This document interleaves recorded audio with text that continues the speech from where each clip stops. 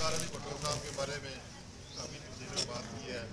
अब इस प्रोग्राम को आगे बढ़ाते हुए पाकिस्तान पीपल पार्टी के सीनियर तरीन रुकन बानी है पाकिस्तान पीपल पार्टी जनाब सईद रज़ा से गुजारिश करूँगा वो भी स्टेज पर आके अली भुट्टो शहीद की शहादत के बारे में करीब रख बस ओके सर करीब नहीं करना है देखना ऑन बैग है ना हम जूम कराना थोड़ी क्योंकि वो बस 3 नारे लगाऊंगा और आपने पूरी ताकत से जवाब देना।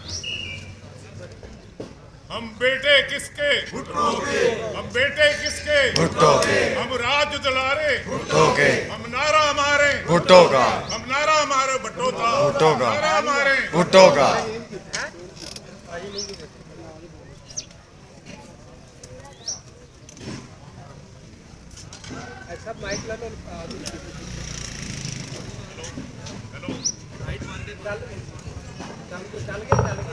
हेलो हेलो जनाब जुल्फ़िकार अली भुट्टो शहीद के क्या कत्ल की साजिश अमरीकी CIA ने उस वक्त तैयार की जब जुल्फ़िकार अली आप भुट्टो कितने ने थोड़े जो इस्लामी सरबराही कॉन्फ्रेंस में ये कहा कि मैं गैर जानबदार मुल्कों की 74 मुल्कों की कॉन्फ्रेंस बुला रहा हूँ। बस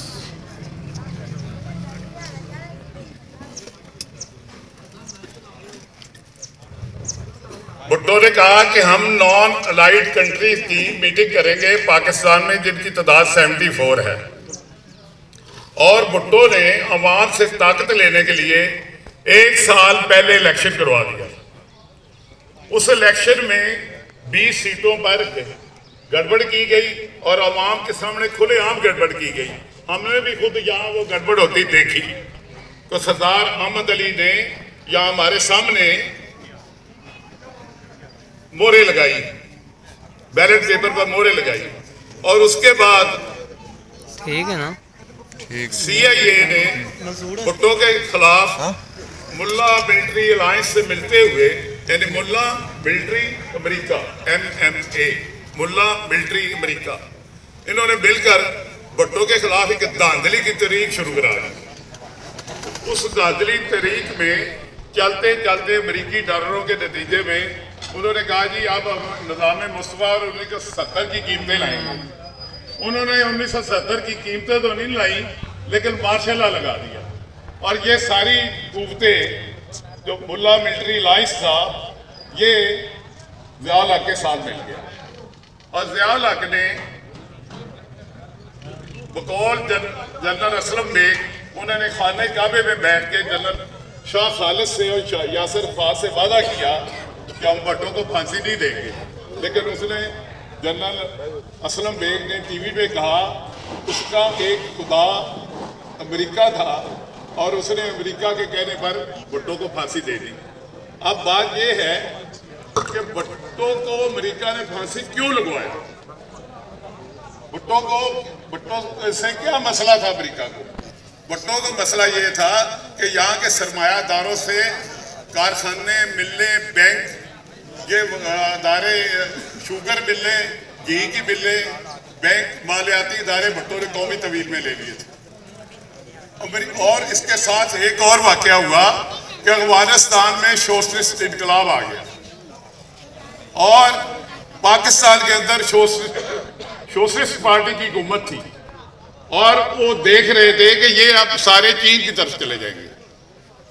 पीपल्स पार्टी अफगानिस्तान पाकिस्तान ये चले जाएंगे चाइना के साथ। उन्होंने फैसला किया कि हम भुट्टो को खत्म करें।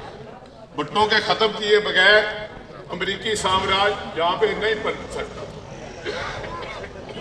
उन्होंने ये किया कि जमात इस्लामी से रब्ता किया है कि एक प्रोफेसर नज़ीर था वो पीपल्स पार्टी के दौर में कत्ल हुआ था। जमात इस्लामी ने जवाब दे दिया कि हमने उसका केस नहीं चलाना। फिर उन्होंने अताउल्लाह मैंगल से रब्ता किया कि हम जो है ना उसका बेटा भी कत्ल हुआ था। उन्होंने कहा जी हमारा बेटा जो है ना जर्नैलों ने कत्ल किया है, भुट्टो ने कत्ल नहीं किया, हम केस नहीं चलाना चाहते। फिर उन्होंने अहमद कसूरी से रब्ता किया ये इस्तेमाल होने को तैयार हो गया। और जब जो कत्ल का मुकदमा है ये लाहौर में थाना इछड़ा में अहमद रजा कसूरी ने भुट्टो साहब के खिलाफ दर्ज कराया। भुट्टो साहब उस वक्त मुल्तान में थे, तो वज़ीर आला ने कहा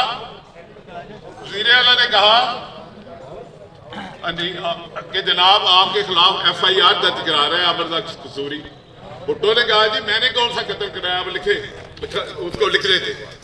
उसके बाद भुट्टो ने शफी रहमान कमीशन बनाया, एक जज था शफी रहमान, उसने भुट्टो को बाइज्जत बरी कर दिया। लेकिन जब ज़ियाल ने मार्शल लगाया उसने भुट्टो साहब को गिरफ्तार कर लिया और 3 दिन बाद जस्टिस समदानी ने भुट्टो साहब की जमानत ले ली।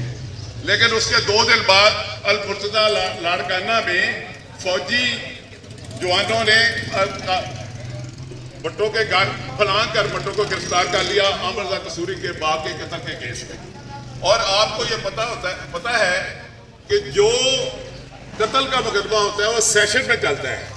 इन्होंने सेशन खत्म कर दिया और डायरेक्ट जो है ना हाई कोर्ट में मुकदमे की ट्रायल शुरू की। हाई कोर्ट ट्रायल कोर्ट नहीं है, वो चीफ जस्टिस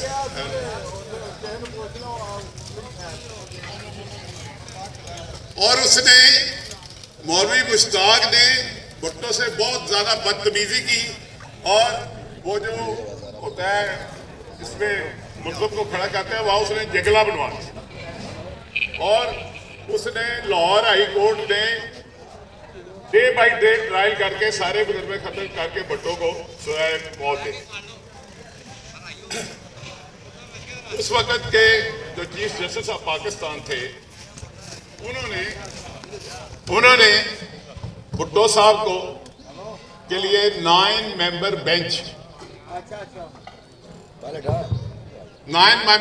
ने भुट्टो को मुकदमा सुनने के लिए सुप्रीम कोर्ट में उन्होंने मुकदमा शुरू करवा दिया।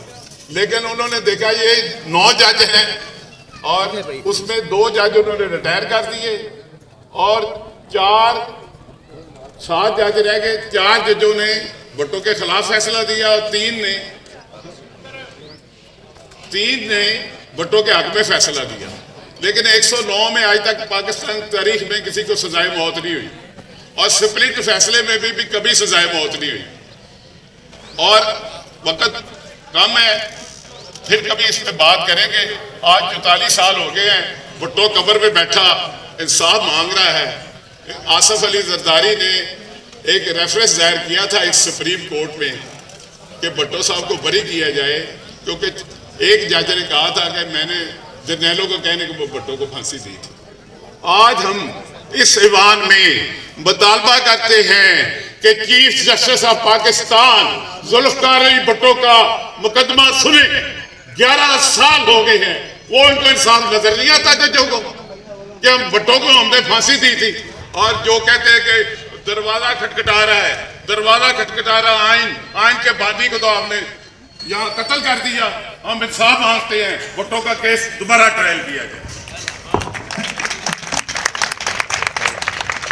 ये